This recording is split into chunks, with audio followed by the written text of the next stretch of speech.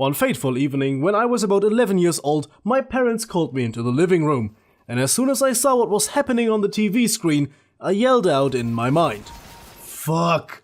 Or to quote myself properly, Scheiße. The guy on TV was explaining to my parents that Counter-Strike and all the other beloved games of mine will turn me into a crazy killer, a school shooter, and if not that, they would at least deprive me of all my social skills. Of course, a heavy debate followed with me trying to defend video games. But what do I know? The old man on TV said they are evil, and he must be right because he read somewhere that they're evil. The debate led to me hiding all the games on the computer in various folders. I simply moved them into the files of some other harmless program and promised my parents that I will only play games that they approve of, like Industry Giant. Still a great game, but after hours of building train lines and keeping your economy prosperous, you just want to fire up 1.6 or go nuts on a Half-Life deathmatch server. In Germany, the most evil game was Counter-Strike. Our outraged community gave CS and first-person shooters in general the lovely nickname Killer Games. The most heated debates in the US, as far as I remember, were about Quake, Doom, and of course Grand Theft Auto. And I could go on and give countless examples of politicians and media figures from all over the world making ridiculous statements, but to sum up the general media and political consensus from back in the days, here's someone everybody knows: Hillary Clinton. According to the most comprehensive statistical analysis yet conducted, violent video games increase aggressive behavior as much as lead exposure decreases children's IQ scores. By the way, she's just the most prominent example. Politicians from all sides spewed this bullshit, an effective way to piss off first-time and future voters. And the mainstream press also kind of shot themselves in the foot there, cause that was a great way to create distrust. We played these games every day and just knew they were bullshitting everyone. That was not the truth. And they were especially bullshitting our parents, who blindly believed them for the most part. I guess the term fake news kind of applies here, doesn't it? The whole situation feels kind of similar to how the Wall Street Journal just committed integrity suicide in front of the entirety of YouTube. But well, the years passed and the topics were forgotten, up until recently. If you have seen our video, Germany to ban Counter-Strike, the senseless debate continues, then you'll know what I mean. And when my girlfriend and I were at the shooting range a few days ago, I noticed they are now offering the exact Glock from CSGO. So we decided to test one of the claims made back in the days. German media told us that school shooters practice their aim with video games. Erinnern Sie sich noch an den Jungen, der in seine Schule marschierte und unter Lehrern und Schülern ein Massaker anrichtete? Er soll mit einem brutalen Videospiel das Zielen trainiert haben. I've been playing first-person shooters for about 15 years, and one of the most played ones is Counter-Strike in various versions. So according to their logic, I must be an absolute master with the Glock compared to my girlfriend, who never played Counter-Strike in her life, and generally prefers games like The Witcher over first-person shooters. Of course, this is not a scientific test, we are just taking the piss at a ridiculous claim here. So what did we do? Long story short, we both put 5 rounds down the range with a Glock 17 on a target like this. The goal was to put all rounds into the center section to score 5 points per hit. We'll begin the test with the non-FPS player.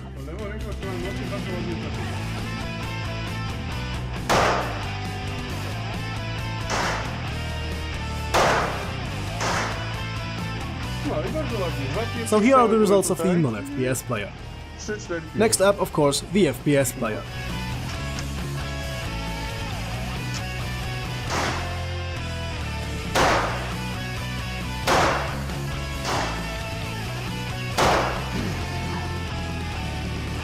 And here are the FPS player's results. I would say her results are even a bit better than mine, because I almost went out of the target zone here. I tried to concentrate all my shots on one place, it didn't work out that much. So I guess I need to play some more Counter-Strike, don't I? So as we already knew before, it doesn't really make that much of a difference whether you play video games or not when it comes to firing real guns. Oh, by the way, we made the reverse test a few days later. We went ahead and played some Counter-Strike. We tried it with CSGO and 1.6. And well, the result was not that surprising. You need to aim at the enemy with the crosshair. You killed one! Ah. Yeah, your first kill. High five. It is the same way with any video games versus real life. Being great in Guitar Hero doesn't make you a great guitar player in real life, and vice versa. So in conclusion, being able to shoot guns in real life does not prepare you for video games, and for God's sake, you cannot practice your aim with video games for a real life shooting competition.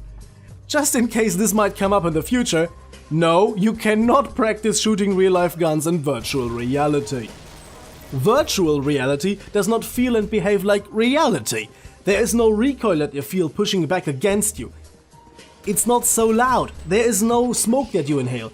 You cannot burn yourself on hot parts if you hold it wrong, or a hot shell ejects and lands right in your cleavage. And maybe most important, in VR you cannot seriously hurt anyone if you don't pay attention. Furthermore, real guns weigh a lot more than a controller. You cannot practice holding a gun steady with a 200 grams plastic controller. Even playing with airsoft guns isn't like firing a real gun, even though that's certainly a lot closer to it than holding a VR controller or a computer mouse. Here I am firing a Kalashnikov. You can see it pushing back against me as I shoot. And take a look at my cheap Chinese GoPro knockoff. The gun's blast moves it every time I shoot. As you can see, the recoil is very controllable with a nice shoulder stock. And also I am firing in semi-automatic here, so recoil is not that much of an issue. It's just more a small inconvenience. But when we remove the shoulder stock, you can see how much boom there actually is. Here's my reaction to firing an AK with a folded up shoulder stock for the first time. To my surprise, I hit the target. That's a lot of bounce. Oh, and also, shooting on targets with iron sights is a lot harder in reality than in video games. On this 50-meter range, I really had to concentrate to line up the shot, though on the other hand, I am not an experienced shooter. One thing I can say for sure though, having a modified AK with a less basic sight attached is a lot more convenient. Also, customizable buttstock, great invention. But well, enough about guns now. I think I've made my point very clear. Real guns and games are very different. You cannot practice shooting in Counter-Strike or Doom, and also not in virtual reality, even if the game involves you going through steps like loading a magazine. Let me end this video by spreading some optimism for the future. After that horrible shooting in Germany last year, the claims that Counter-Strike is to blame were made again, and alongside came calls for banning games like Counter-Strike. But here are the good news. The calls were fewer than in the past. And there was only one really prominent voice making those ridiculous statements, our Minister of the Interior. And that is why I mocked him in the last video on the topic, because he boldly went where the discourse had been before. Germany, the final frontier. These are the voyages of the Federal Minister of the Interior. His continuing mission, to exclude real reasons, to seek out new lies and new misinformation, to boldly go where the discourse has been before.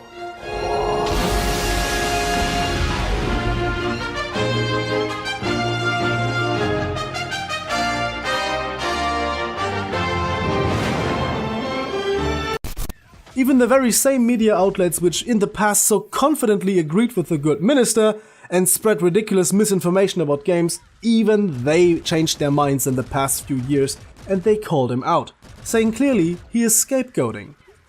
Of course, not all outlets went in the right direction, but the same station which told us that school shooters practiced their aim with video games years ago aired a segment stating, "A connection between video games and aggressive behavior and increased violence has never been proven." Seems like, at least in Germany, video games made it into the mainstream, and I think that counts for most countries.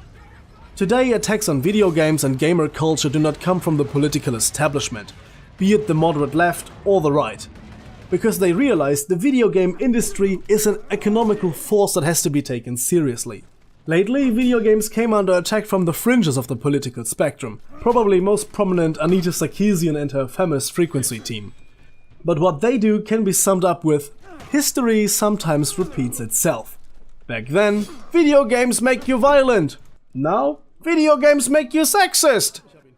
Of course, people who played the games they choose to show on Feminist Frequency to give examples of misogyny or racism or whatever is the flavor of the day know that these examples are taken out of context. They are cherry-picked examples or even absolute misrepresentations which just feed into the narrative. I'm going to play you a part of an older video from Thunderfoot now. Here he summons up very nicely one of the most obvious and laziest misrepresentations in Anita Sarkeesian's well-researched videos. The most extreme cherry-picking, back then done with Hitman Absolution. Of course, I invite you to watch his full video, which will be linked in the description down below. So in summary, this is how Anita Sarkeesian's video deconstructs the representation of women in popular media. She takes a game where you are actively discouraged from killing innocent civilians. Then, because one mission out of 20 involves a strip club, of which only about 2 parts out of 7 are actually in the strip club, and of that only a few % involves the erotic dancers, almost every second of which was used in her video. Then, because no one who actually plays the game kills the dancers, because you get penalized for doing it, she then presumably goes and kills the dancers herself and drags their bodies around so she can claim this. The player cannot help but treat these female bodies as things to be acted upon, because they were designed, constructed, and placed in the environment for that singular purpose. Players are meant to derive a perverse pleasure from desecrating the bodies of unsuspecting virtual female characters. Now, we're going to walk past these 2 women doing their makeup. One of them eventually walks toward the area that we're going to go, so we have to watch out for her. It's a rush streaming from a carefully concocted mix of sexual arousal connected to the act of controlling and punishing representations of female sexuality. And just like the parents back then, people who don't know the games believe her because she's an eloquently speaking smart woman. There is no giveaway for distrust. She comes across as honest and I actually think that she believes in the things she's talking about. Otherwise, great acting. I think I don't have to go into great depth about Gamergate and Anita Sarkeesian, unless you guys want me to in the future video. If so, tell me. So I'll end this rather pointless video now. I guess this was a late middle finger towards the guys who years ago annoyed the shit out of me. Back then I just didn't have a platform to do that. Have you had similar experiences when you were a kid? News stations bullshitting your parents about video games? Outrageous claims getting you into trouble? Tell us in the comment section down below. I'd be interested in reading other people's stories. Oh, and if the old news stories from the early days of Counter-Strike made you feel nostalgic, I recently found a CD with Counter-Strike Fragmovies. I uploaded one of it. You'll find the link here on the bottom right corner. It's a Counter-Strike 1.5 Fragmovie, Adrenaline 2. So see you guys next time. Till then, have a nice day, and as always, goodbye and guten Tag.